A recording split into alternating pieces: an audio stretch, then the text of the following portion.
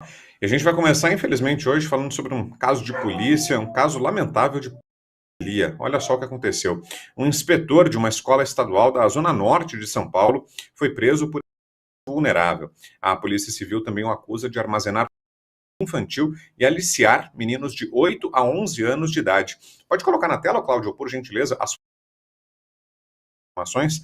As investigações revelaram uma troca de mensagens, fotos e vídeos de conteúdo sexual desse homem, um inspetor da escola, com uma das vítimas que é autista. O nome dele é Guilherme de Paula Petelincar, ele tem 29 anos de idade e foi detido no dia 17 de setembro desse mês. Rodrigo Constantino, começo contigo. Consta, o que nos diz desse caso? Acho que as imagens falam bastante também, né? Guilherme de Paula, lembrei de Guilherme de Pádua, né? Olha, é impressionante como não falha nunca, né, Brown? Não falha nunca. Você vai ver esses casos, né, envolvendo e abuso e o escambau, tá lá o sujeito fazendo L de esquerda. Eu não vou dizer, obviamente, porque eu seria irresponsável e leviano, que todo mundo de esquerda é criminoso, é doente mental. Claro que não. Mas que quase sempre que você encontra um sujeito desses, esquisito, psicopata, ele tem uma inclinação ao L, isso os fatos falam por si só, né?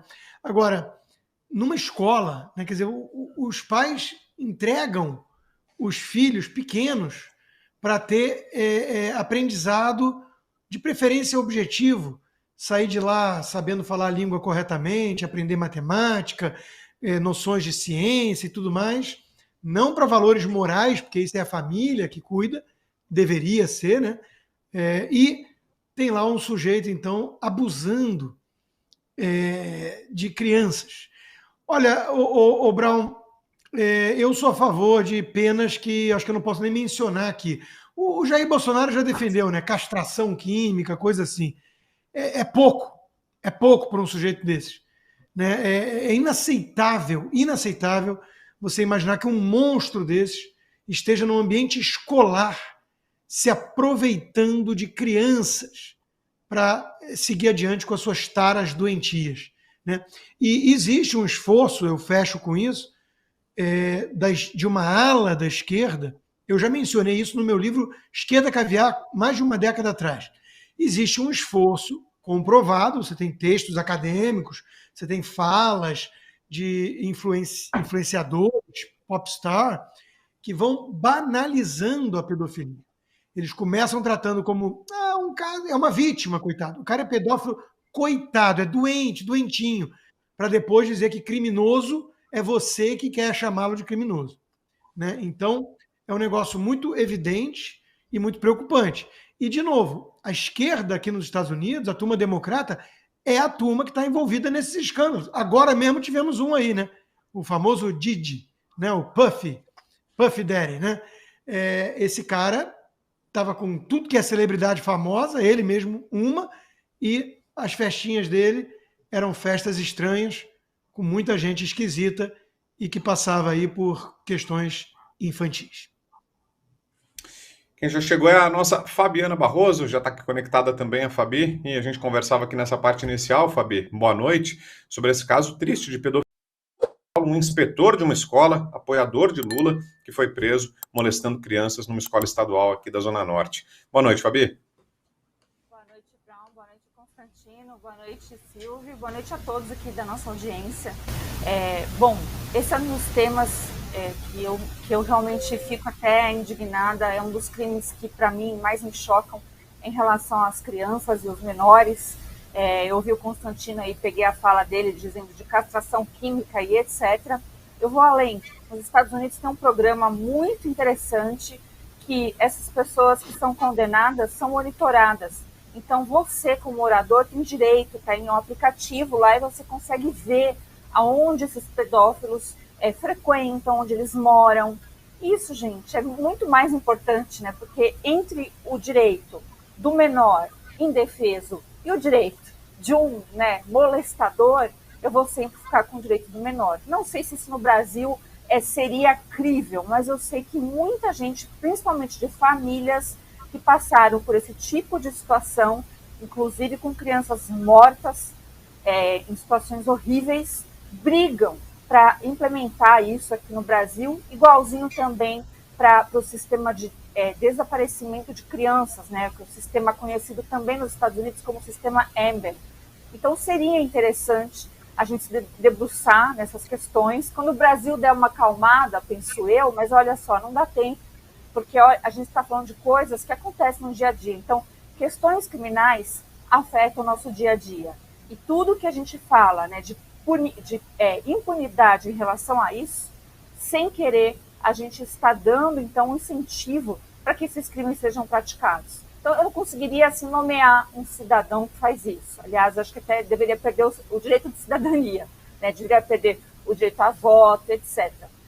Mas a gente tem que ver que isso é mais comum do que a gente imagina, e também é preciso que a sociedade enfrente isso de frente. Também é mais comum, infelizmente, com pessoas conhecidas. Então, é por isso que eu estou falando tudo isso, tem importância dos pais, de sempre conversarem com seus filhos e saberem, né, qualquer coisinha que acontecer, realmente vão à polícia, gente. Não deixe nada passar, porque atrás, às vezes, de um perfil que você nem imagina, pode ter um criminoso dessa laia aí.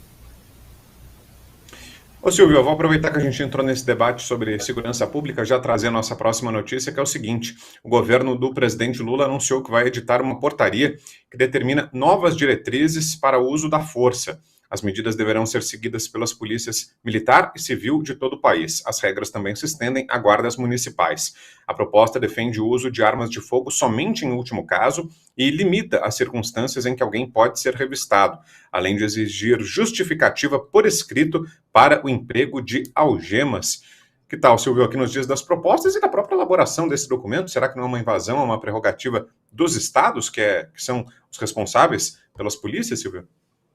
Não, é evidente que é uma invasão, Brown. Eu vou tentar juntar os dois assuntos aqui, começando pela tua pergunta. Imagine um policial, um guarda civil, diante de uma perseguição, numa situação limítrofe, em que ele vai sacar um livro e perguntar para aquela pessoa: você prefere um Machado de Assis hoje ou você gostaria de José Alencar? Né? Ou sacar uma flor, porque é mais ou menos como a esquerda acha que deve ser tratado o bandido, o criminoso, e com o respaldo da grande imprensa, da mídia, no Brasil e no mundo, porque a mídia tem dificuldade, inclusive, em chamar bandido de bandido, em chamar criminoso de criminoso. Eles dizem assim: jovem troca tiros com a polícia durante assalto. Rapaz, homem, né, homem dispara contra policial militar durante sequestro. É mais ou menos como a gente lê. É uma tentativa de humanizar o criminoso naquela hora para dizer que ele é vítima da sociedade. Nada mais próprio da cartilha da esquerda, da ideologia da esquerda que protege o bandido como vítima da sociedade. Isso não é novo. Bom, dito isso, é um governo que prega desencarceramento em massa, que tentou reverter até o último momento o fim da saidinha da cadeia, um governo que tinha um ministro da Justiça, que o ministério dele abriu as portas para a dama do tráfico, a mulher de um criminoso do Comando Vermelho que está preso em Tefé, no Amazonas, que tinha também o Silvio Almeida até outro dia, até cair por denúncia de assédio sexual, ministro que custeou também passagens, né, a presença dessa dama do tráfico, e ninguém nunca foi demitido por ter recebido uma senhora como essa, que tem esta alcunha, né, que tem o passado que tem dentro de um gabinete. Ninguém nunca foi demitido. Então, eu acho que está muito clara qual é a posição ideológica da esquerda e do governo de turno Lula da Silva. Faço um parêntese aqui, uma ponte, na verdade, com o tema anterior. Pedofilia é um assunto que causa repulsa, que causa nojo para a gente comentar. Eu sou defensor da pena de prisão perpétua para pedófilo, depois de transitado e julgado o caso, apresentada toda a defesa, a pena de prisão perpétua, para além de castração química. Nunca mais tentar ressocializar, nunca mais tentar voltar ao convívio da sociedade, porque se comprovada uma barbaridade dessas, não se trata de alguém que deve ter o direito de voltar a conviver com pessoas. Ele deve ficar atrás de uma cela, ser alimentado com cuidado e com algum tipo mínimo de exposição ao pátio durante banho de sol. Mínimo. É isso. Porque não é alguém que deve ser apresentado à sociedade. E, por fim, quando a gente mostra imagens como aquela, que um cidadão vestindo uma camisa do PT, do Lula, da esquerda, um boné do MST, que seja. Vocês já imaginaram se fosse o contrário? Se fosse alguém relacionado à direita, a manchete de todas as publicações seria bolsonarista, e aí continua com o verbo e o resto da informação. Mas agora a gente não lê, né? Lulista, etc, etc. É isso, e olha... Você pode acabar com a sua calvície agora com o combo da linha Vitagor. Nanotecnologia vai fazer o cabelo crescer de dentro para fora, DHT vai derrubar o hormônio seu, simplesmente bloqueador, e o tônico capilar. Ligue agora ou chama no WhatsApp 0800 355 3000, diga adeus à calvície. Vitagord. Só sobre o caso da cartilha do governo Lula, sobre as novas regras para abordagens, estou vendo aqui na reportagem da Oeste que, caso algum estado não siga essa futura cartilha, poderá deixar de receber repasses do Fundo Nacional de Segurança Pública, que tem dinheiro para ações de uso de força, como compra de equipamentos, por exemplo. Trazer aqui para a conversa também o nosso Ricardo Salles, ele já chegou, já está aqui com a gente. Salles, boa noite. Sua opinião sobre essa medida aí do governo Lula, do Ministério da Justiça e Segurança. Boa noite. Boa noite, Brown e todos os amigos. É o governo de vagabundo, a Poroia é vagabundo, tem um monte de gente ligada ao tráfico, crime organizado envolvido dentro do governo, então é óbvio que eles vão fazer uma cartilha para aliviar a barra dos seus amigos, dos seus colegas.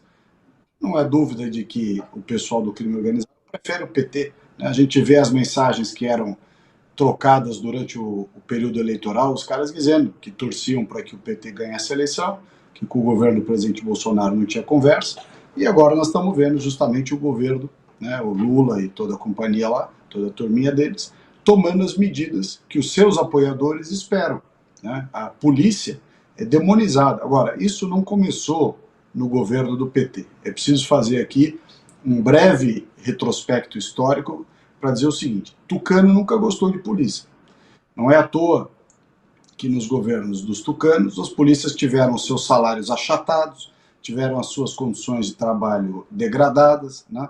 Então, você vai desprestigiando, governo de esquerda após governo de esquerda, vai desprestigiando o trabalho policial, vai relativizando justamente o crime, enaltecendo o bandido, né? Quer dizer, há um excesso de poesia em cima da bandidagem, desde das músicas, da abordagem policial, da forma com que são tratados os bandidos de maneira poética, e a polícia vai sendo tratada em segundo plano.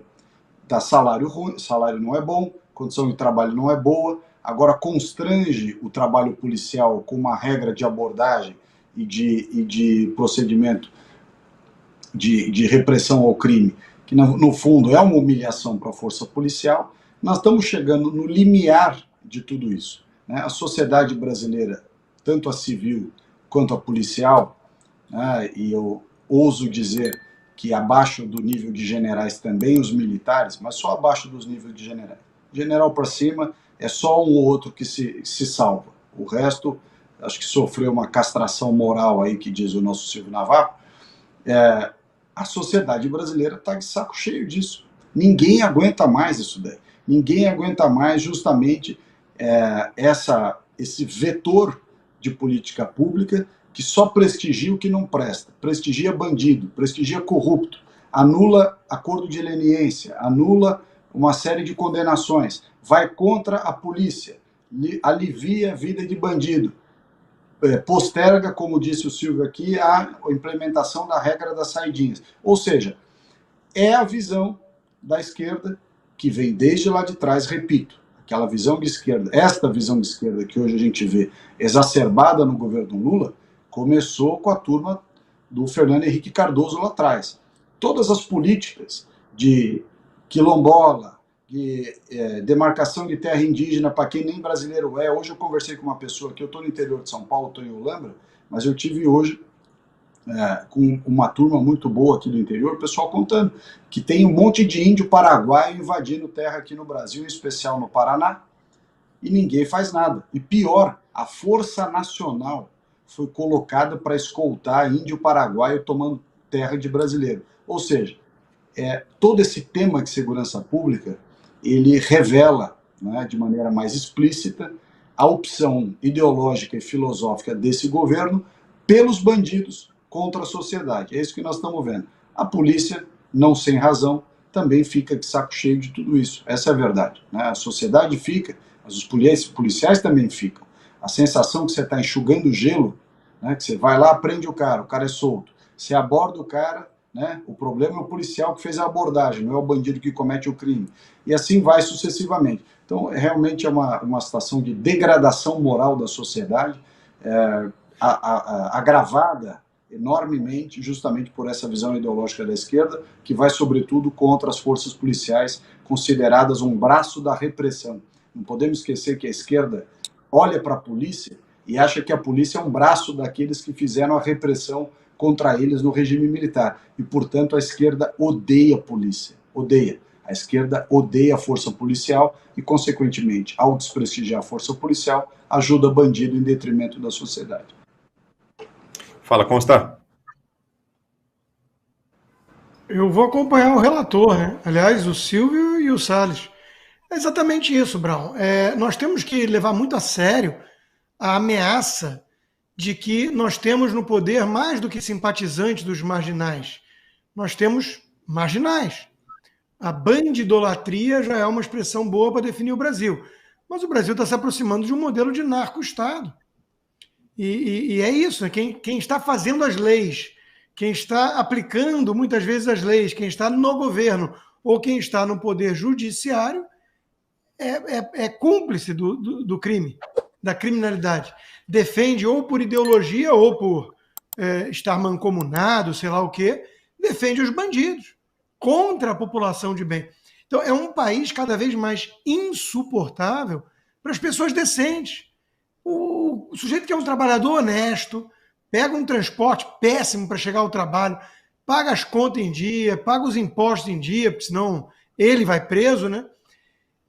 Ele olha isso e de novo, aprovam no Congresso os representantes, que já é um modelo todo enviesado, que tem cacique político, tem um modelo estatizado, que não permite, de fato, que o voto distrital, a candidatura avulsa, não permite que aproxime o representante do seu representado.